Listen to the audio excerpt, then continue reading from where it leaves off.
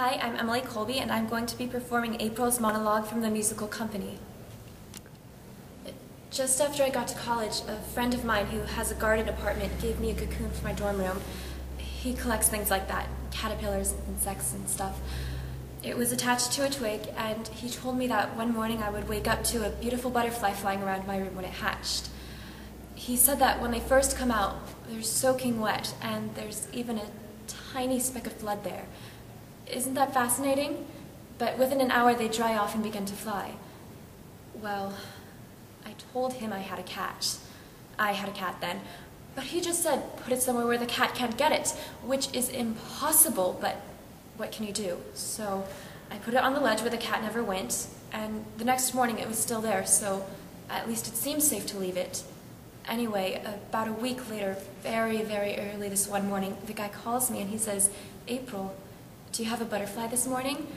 So I put down the phone and I managed to get up and look, and sure enough, I saw a little wet spot and a tiny speck of blood and no butterfly, and I thought, oh dear God in heaven, the cat got it. So I was about to tell the guy when suddenly I spotted it underneath the dressing table. It was moving one wing. The cat had gotten it, but it was still alive. So I told the guy, and he got so upset. And he said, oh God, April, don't you see that's a life? A living thing? So I got dressed and I took it to the park and I put it on a rose. It was summer then. And it seems like it was going to be all right. But that man, I felt so damaged by him. Awful. It was just cruel. So I got home and I called him back and I said, listen, I'm a living thing too, you shithead.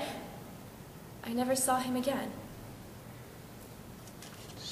Now I'll be performing Jenny's monologue from the play Chapter 2.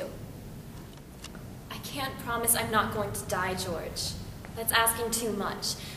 But if you want to test me, go ahead and test me. If you want to leave, leave. But I'm not going to be the one to walk away. I don't know if I can take it forever, but I can take it tonight, and I can take it next week. Next month might be a little shaky for me, but I'll tell you something, George. I feel so good about myself. Better than I felt when I ran from Cleveland and was frightened to death of New York. Better than I felt when Gus was coming home at 2 o'clock in the morning just to change his clothes. Better than I felt when I thought there was no one out there for me. And better than I felt the night before our wedding when I thought I wasn't good enough for you. Well, I am. I am wonderful. I'm nuts about me, and if you're stupid enough to throw someone sensational like me aside, then you don't deserve as good as you've got. I'm sick and tired of running from people and places and relationships, and don't tell me what I want, because I'll tell you what I want.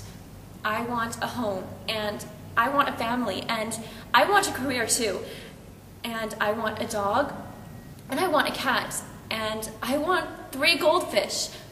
I want everything.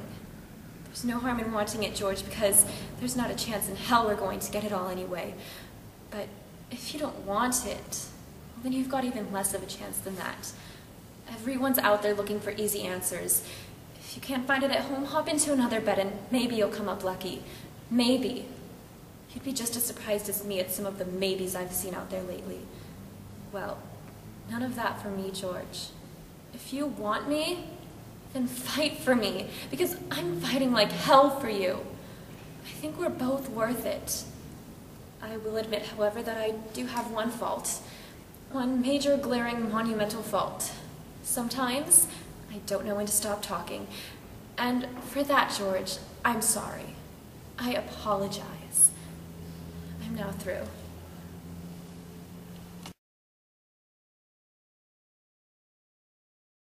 Sometimes